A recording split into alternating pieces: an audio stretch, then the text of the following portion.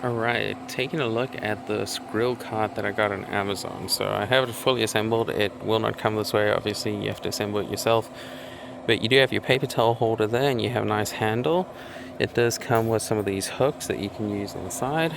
And these hooks also go to this end table. So I ideally wanted something fully stainless on this. The only stainless part is this main top. Everything else is real, like regular steel. This portion does fold, so that'll fold down like that and folds back up for extra table. I ended up getting a cover for it as well that works well. I wouldn't want to just let it sit out like this. It has a little plastic bag holder, so you can use that for your trash. The doors open like that for your storage on the inside, so I'm just using that for my wood pellets. And then there's a bottle opener on the side as well.